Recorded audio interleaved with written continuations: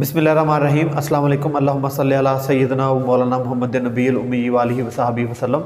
एक नई अपडेट आई है तकरीबन ट्वीट पे एमरेट्स एयरलाइन की तरफ से, तकरीबन कुछ आधा घंटा 40 मिनट हुए हैं।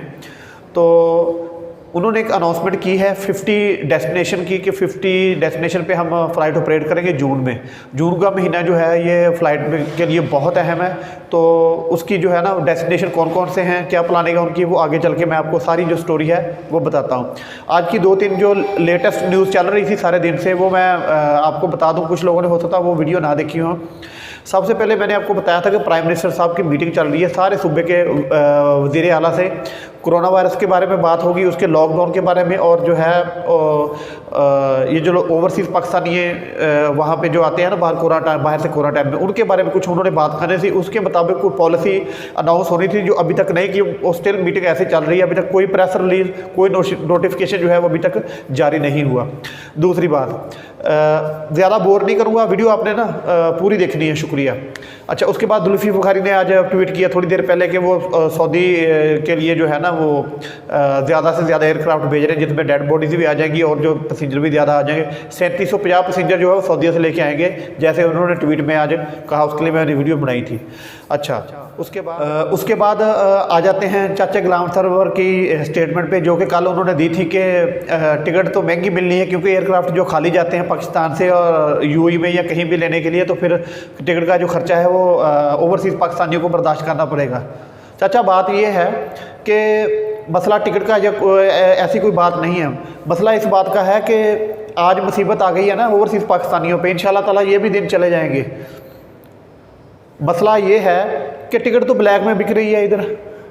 वो नहीं, आपको इस बात का पता बताया नहीं चाचा आपको किसी ने कि टिकट तो ब्लैक में बिक रही है, और जिनके हाथ पड़ते हैं, वास्ते होते हैं, वो एम्बेसी से टिकट लेके चले जाते हैं, बार से ही सारा मसला हल हो जाता है। ये भी आपको तो चाचा पता होना चाहिए ना। और आपको ये भी पता होना चाहिए कि ओवरसीज़ पाकिस्तानी कितना पैसा अपने मुल्क में भेज दिया बैंकों के ज़रिए, जिसकी वजह से मुल्क की जो मैशियत है वो जो मजबूत होती है। चाचा, टका तो हमारे पास है नहीं इधर, टिकट कहाँ से लेंगे? इतनी महंगी रोटी खाने के लिए तो पैसे नहीं है, रूम का रेंट देने के लिए पैसे नहीं है इधर, तो टिकट महंगी कहाँ से लेंगे? चाचा, इन सारी चीज़ों का ख्याल रखना चाहिए। चाचा, आपको इस टाइम पे ना इस सिचुएशन में ये बात करनी जो है ना नहीं करनी चाहिए। आपको ऐसा स्टेटमेंट नहीं देना चाहिए, क्योंकि आप तो बड़ी बड़ी गाड़ियों में एसी ऑफिस में बैठे हुए हैं। आपने तो कभी देखा भी नहीं होगा लोग रोटी कैसे इधर खाते हैं। जिस चीज़ पे आप मौज करते हैं, गाड़ियों को प्रोटोकॉल होता है, सैलरीज आपको मिलती हैं, अलाउंसेस मिलते हैं, ये जो आपको फ्लैट मिलते हैं इस्लामाबाद में, वो सारा टैक्स का ही पैसा होता है। वो टैक्स देती है अवाम, जो ओवरसीज़ पाकिस्तानी पैसा भेजती है, उसी वजह से वो आपको सारा कुछ मिलता है। तो आपने ये भी कहा कि वो वतन वापस ना आए, तो किधर जाएं फिर? पाकिस्तान हमारा नहीं है, सिर्फ आपका ही है चाचा पाकिस्तान, हमारा कोई हिस्सा नहीं है पाकिस्तान में। जनाब इमरान खान साहब, आपको इस बात का पता होना चाहिए कि जब इलेक्शन के दिन थे ना, कंपेयर कर करके हमारी जो कमर है ना वो टूट गई है सोशल मीडिया पे, लोगों को बता के कि एक मौका देना चाहिए, एक मौका देना चाहिए। ऐसी बातें आपके वजीर करते हैं, बड़े दुख वाली बात है, बड़ा दुख हुआ ये स्टेटमेंट सुन के।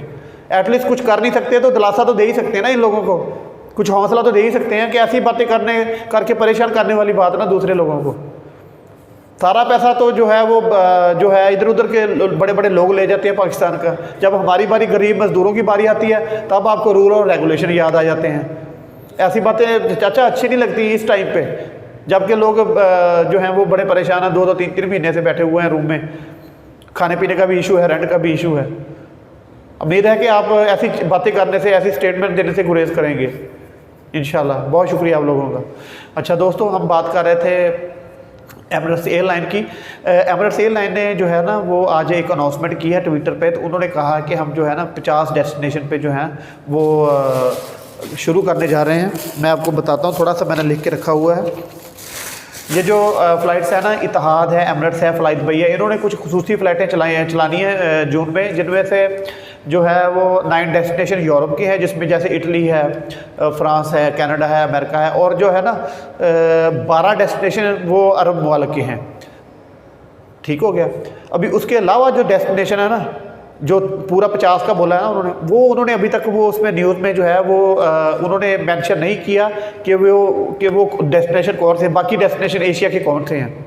पक्के पाकिस्तान उसमें है कि नहीं है, इंडिया उसमें है कि नहीं है, ये अभी तक उन्होंने नहीं बताया।